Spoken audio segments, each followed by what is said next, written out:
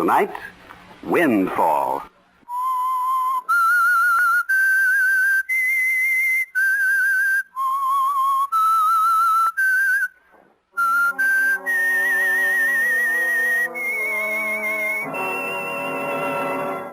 I am the Whistler, and I know many things, for I walk by night. I know many strange tales, many secrets hidden in the hearts of men and women who have stepped into the shadows. Presently, I'll tell you about nameless terrors of which they dare not speak.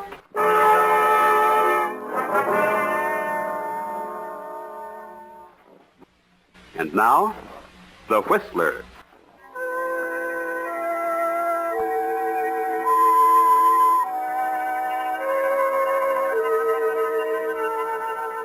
Sometimes it's hard to believe what a difference a single day can make in a man's life. Yes, or even less than that, an hour, or even a minute, because fate can move in a split second. Take the case of Robert Bradley, for example. If you'd happened to wander into the Silver Dollar Buffet down on 3rd Street any afternoon prior to this September 1944, any afternoon during the racing season, you would have seen him there. A thin, pale, nervous young man with a handful of form charts and a cigarette hanging from the corner of his mouth. Yes, you would have seen Robert Bradley, and probably have forgotten it. That is, unless he owed you money, as he did most of the bookmakers in San Francisco. But at 11:44 on the night of September 6, 1944, fate turned the wheel. The steering wheel of an automobile, speeding along the road which skirts the cliffs overlooking the sea, across the Golden Gate in Marin County.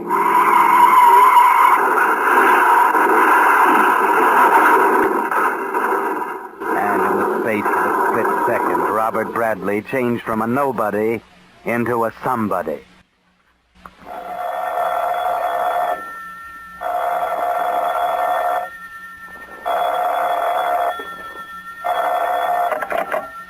Hello.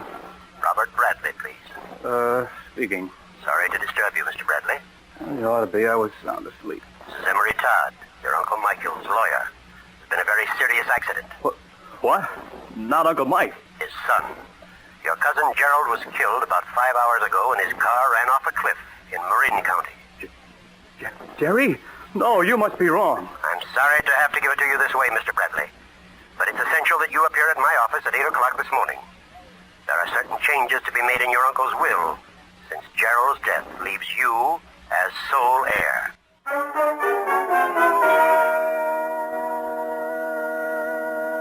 Yes, if you'd seen Robert Bradley after the night of September 6th, you would have remembered him. You'd have recognized him, of course, from his picture, which appeared in the morning papers alongside that of Gerald, under the headline reading, "Death of Gerald Bradley leaves cousin heir to fortune." It's a windfall, isn't it, Robert? And you can certainly use the money. But you seem rather unhappy about it there in Mr. Todd's office. Yes, you thought the world of Gerald, didn't you? Mr. Todd, is it necessary that we do all this today? I'm hardly in the mood. Of course, I understand how you feel, my boy, and I'm sorry. I was fond of Gerald, too. Your uncle's condition is extremely precarious. Oh, nonsense. Uncle Michael lived to be 80. That's precisely the point. I've just talked with Dr. Blaisdell. He gives your uncle a week. Must you be so practical? I'm afraid I must. Law is a very practical business, Robert. And you must remember we haven't much time. Now, my secretary has a few more papers here for you to sign. Very well, Mr. Todd. Let's get it over with.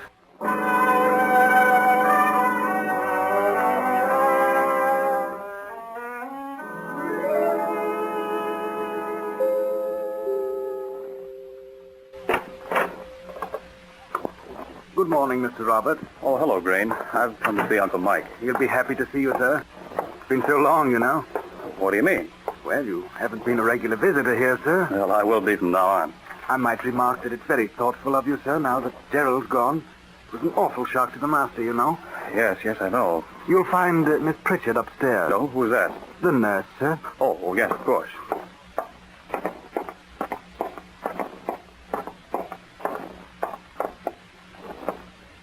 How do you do? I'm Robert Bradley. Yes, Mr. Bradley. How's Uncle Mike? Dr. Blaisdell was here just an hour ago. It doesn't look so good, I'm afraid. The doctor can't understand what keeps him going. And I can't understand why they told him about Gerald. They must have known it'd be too much for him. There was some legal reason, I believe. Something about his estate. Oh, yes, I've been through that once already. I want to see him. I'm sorry, but Dr. Blaisdell left orders that no one... I don't give a hang for Dr. Blaisdell's orders. He needs me, and I'm going to see him.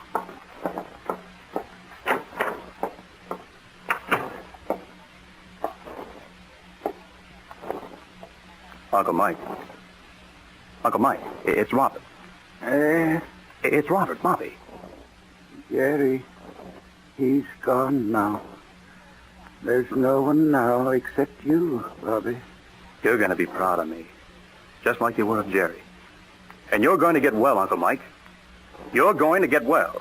I'm not going to get well. Listen, there's not a man on Montgomery Street who'd say Mike Bradley couldn't get anything he really wanted.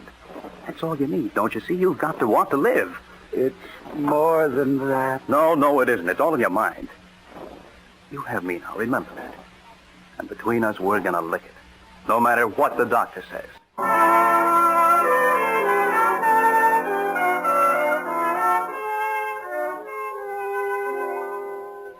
So Robert and old Michael are going to fight it out together. Yes, and it's just what Michael needs. Someone who cares about something beside that $2 million estate of his. It's not long after Robert deserts the buffet on 3rd Street for Michael's mansion in Hillsborough that the old man appears to pick up a little, to take more of an interest in life. Dr. Blaisdell is amazed. Well, I can't understand it, Robert. I tell you, his heart's leaking like a sieve. Oh, I knew he could do it. But what have you done? I've just given him a little confidence, that's all. I tell you, no one can fight when he's surrounded by a flock of lawyers waiting for him to kick off. But his heart's gone. He can't last another week. Oh, that's what you said 3 weeks ago. Yes, I know. Well, maybe you're right, Doctor. But I'm going to stay with him in his house until the end. As far as he knows, well, he's getting better. Understand? Well, I must say I admire you, my boy. Yeah. Now, let me see. Here are a few things you ought to know just in case the nurse off duty. Yes, here we are. Now, keep these pills handy in case he has a critical attack. All right. But now, a word of warning, boy. They're extremely dangerous in excess of 3 grains, particularly to a man in your uncle's condition. If he has a violent attack during the night, just give him 1 3-grain tablet, no more. It's the only thing that'll snap him out of it. More than 1 tablet is liable to carry him off. I understand, Dr. Blaisdell. I'll see to it that everything... Mr. Robert, there's a Mr. Harris of the Associated Insurance Company on the telephone. Shall I tell him to call back? Yes. No, I'd better talk to him. Excuse me, Doctor. Yeah, all right, my boy. This is Robert Bradley speaking. This is Mr. Harris, Mr. Bradley. There are a few points in your policy I think we better talk over. Oh, I see. Shall I come down, or... No. Was it something about coverage? Yeah. I'm afraid it's not going to protect you against all risks. Oh, but you told me it was watertight. Oh, something's come up since then. The company is going to need an advance from that premium. Oh, well, perhaps I'd better come up to San Francisco. We can meet for lunch today, say, in the lobby of the St. Francis. Well, that's fine, Mr. Bradley. All right, I'll meet you in an hour.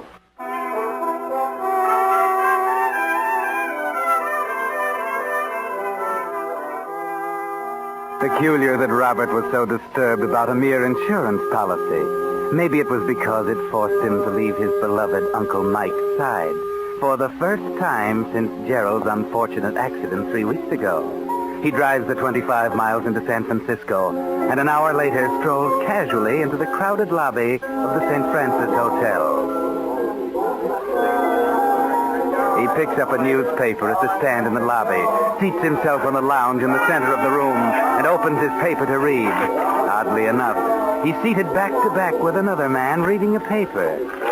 I told you never to call me down there. It's been 3 weeks. What are you doing, hiding out on me? I've got to stay there until he kicks off, understand? No, that may be too late. What do you mean? They're beginning to wonder. About what? About what Jerry Bradley was doing in Marin County the night he had an appointment in Berkeley. Well, that's your worry. It's going to be yours if I get much hotter. What are you getting at? 25 grand. Don't be stupid. There's nothing until he kicks off, understand? There's gotta be something. There's gotta be. I gotta get out of town, I tell you, and that takes dough. They can't suspect. They don't know a thing. I've seen them start this way before and end up in the green room at San Quentin. Just get me the dough, that's all. But fast.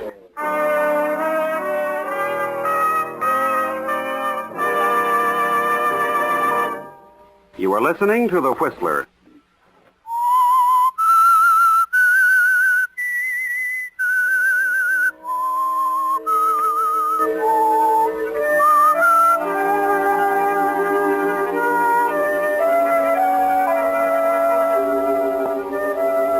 Well, Robert, so your friend Mr. Harris, or should I say Candy Monahan, is worried about your insurance coverage. It seems he couldn't foresee that it wouldn't cover a few suspicious minds on the homicide squad. And it didn't clear up a few questions about Jerry Bradley's death. Questions that didn't have answers yet. You watch the papers now very carefully, looking for a sign that the police suspected your windfall might have been brewed artificially by your friend Candy for a fee of $25,000. And you began to wish you had let matters lie instead of ingratiating yourself so thoroughly with Uncle Mike. For didn't Dr. Blaisdell himself say you were responsible for prolonging his life? You're waiting for him to die now, almost openly, because Candy can't be put off much longer, and yet he continues to linger.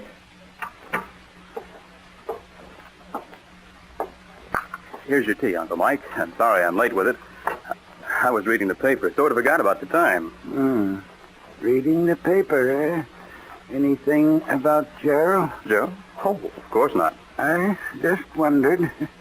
Wish you'd bring me the paper once in a while. You know, Dr. Blaisdell thinks you ought to concentrate on getting well.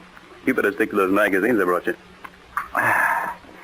Wonderful what a cup of tea will do.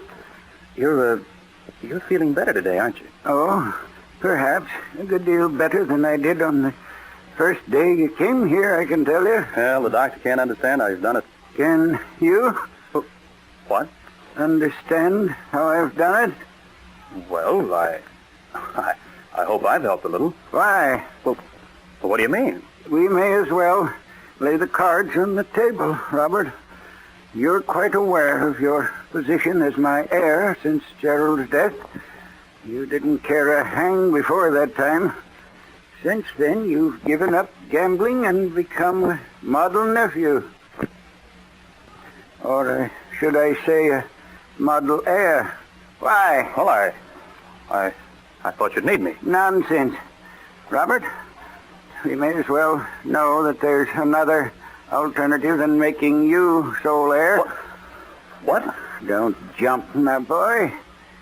During the past few weeks, I've become intensely interested in a Mr. Woodford. From Mr. Todd's office? Mr. Todd sent him here. He's secretary of the Home for Crippled Children. A very worthy institution. Far worthier than you, I might add. Now take away the tea things and let me get some sleep, huh? After all, you're vitally interested in my constitution.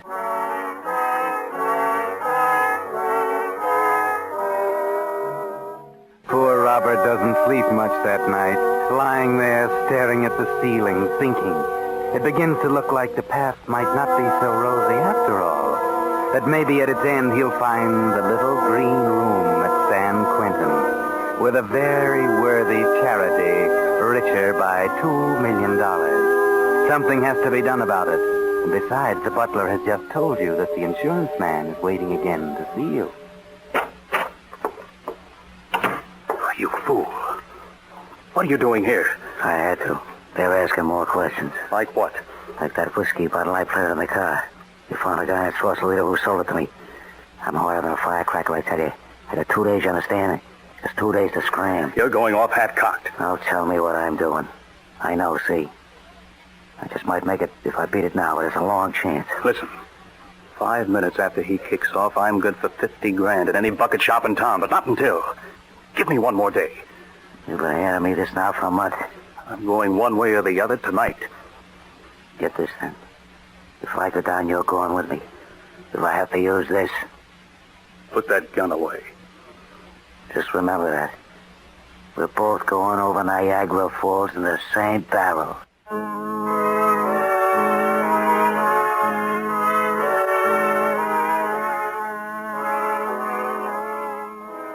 Yes, Robert, there isn't much time. It's one way or the other tonight. And this thing that looks so easy is getting pretty complicated, with Uncle Mike acting so strangely, as if he suspected the truth about Gerald. The will. You've got to find out about the will. But how?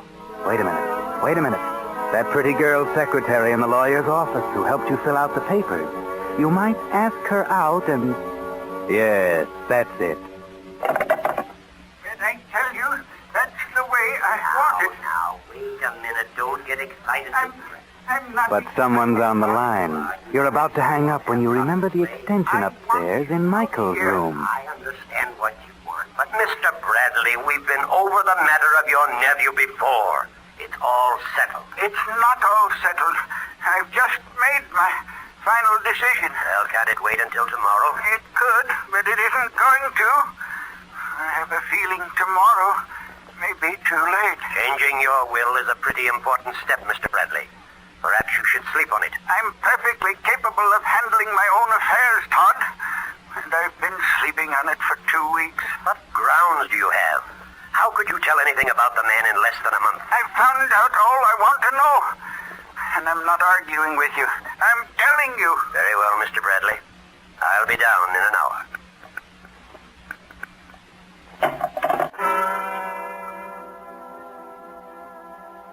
There you are, Robert. Laid out for you on a silver platter. Wasn't just a hunch. Maybe Uncle Michael has seen the newspapers. Or maybe Green, that fishy-eyed butler. And in just 1 hour, you'll be a nobody again. Just another deadbeat with a flock of debts, trying to borrow a 2-spot to put down on the next race. Just 1 hour, Robert, unless Uncle Mike happened to die in that hour before Todd gets here. Yes. What about that? What about the little green room at San Quentin? Remember what Candy said about both of you going over Niagara in the same barrel? Yes. Uncle Mike must die, but how? Sit down, Robert. Sit down and think this one out clearly. Can't be any slips this time. Wait a minute. Those pills. That's it. The nurse has gone for the night. Just time for his tea, too. Couldn't be better. Where are the pills? Oh, yes. In the medicine cabinet in the bathroom. Uncle Mike, what are you doing out of bed? I didn't want to bother you. Bother me? Well, that's what I'm here for. Just wanted a drink. Dr. Blaisdell would raise the roof. Here, let me help you. I am a little weak, a little dizzy tonight. Well, it serves you right getting out of bed that way. There you are. Thanks. Now, how about some tea? I don't know. You just want to be coaxed. Now, don't go away. I'll have it for you in 10 minutes.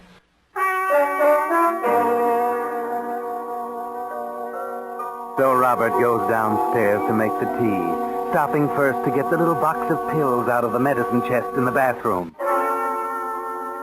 Now for the teacup. How many, Robert? The doctor said that one might be fatal. 2 ought to do it. Better make sure. Put in 3. That's 9 grains. The tea is stronger than usual tonight, so he won't taste them. And don't quite fill his teacup, so he'll be sure to drink it all. There. That's it. Now, back up to the bedroom. You still have 40 minutes to go, and there's plenty of time. 9 grains shouldn't take long, should they?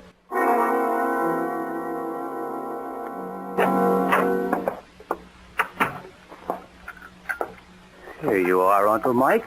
Right out of the kettle. I'll set the tray here. Nothing like a hot cup of tea. Bet you sleep like a baby. Maybe you'd better sit up, huh? Here, let me fix the pillows.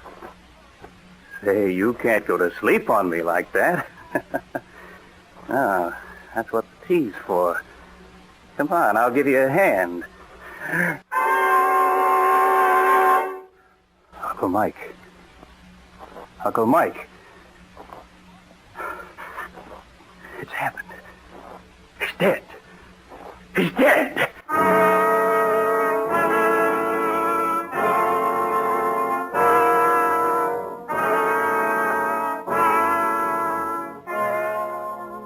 It couldn't be better. Almost too good to be true.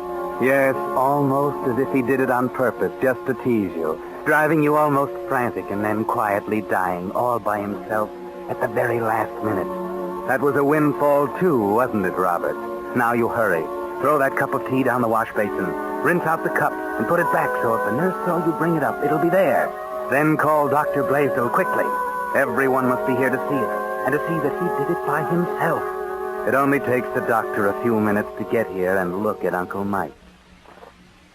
Yes, come at last. Did he cry out or anything? Well, I didn't hear a thing, Doctor. I just came in to bring him some tea a few minutes ago and found him lying there quietly as if he'd fallen asleep. Yes, that's just about what he did. I guess it's just as well. Yeah. He'll never know now about Gerald. Oh, what do you mean? You've seen tonight's paper? No. Gerald didn't die by accident, Robert. He was murdered. What are you talking about? Well, he was murdered in San Francisco by a man by the name of Monahan. But I thought, Marin County. Yes, so did I. Monahan drove him there and pushed his car over the cliff.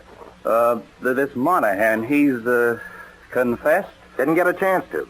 He chose to shoot it out with the police in the San Francisco hotel. Oh, I see.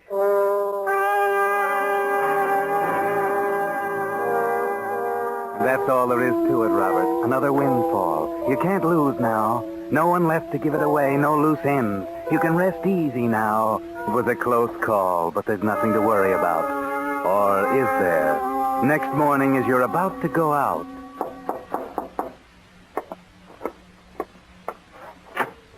Robert Bradley? Yes. I'm from headquarters. This gentleman I think you know. Oh, yes. Hello, Dr. Blaisdell. Good morning, Robert. I think you'd better come along with us. What for? I don't understand. You're under arrest on suspicion of murder. But...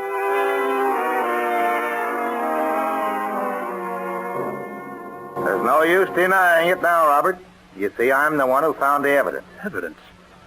Oh, I don't understand. How could you? I realized right away that your uncle had died from the effect of poison. I wondered if it might have been the tea you brought him. The cup had been washed clean, but a few drops had spilled on the saucer. Just a few drops you didn't notice, but it was enough. When analyzed, it showed the presence of the drug. But he didn't drink the tea. He died of the poison. And when I looked for the pills I gave you, I found that 6 of them were missing. You didn't have to use 6. 3 would have been enough. But I didn't. I only put in 3. I saw him earlier in the bathroom. Must have taken the other 3 himself. That's what killed him. He didn't drink the tea. He didn't. I didn't kill him. I wanted to. I intended to. But he was already dead. I doubt if the jury will believe that. Come on, son, let's go.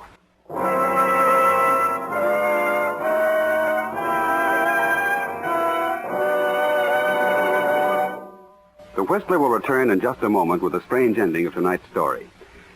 And now, back to the Whistler.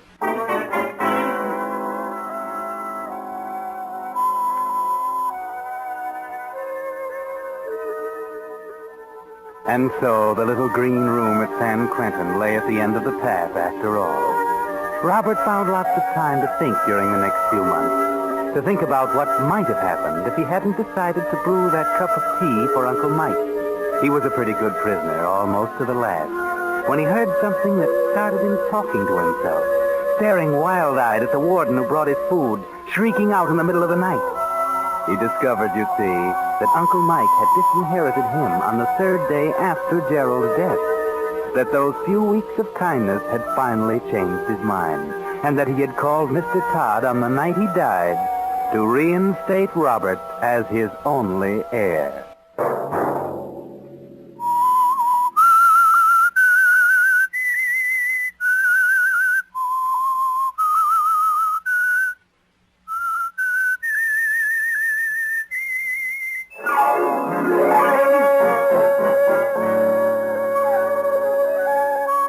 Next Monday at 9 o'clock, we'll bring you another strange tale by The Whistler. Produced by George W. Allen, with story by Harold Swanton and music by Wilbur Hatch, is transmitted to our troops overseas by the Armed Forces Radio Service.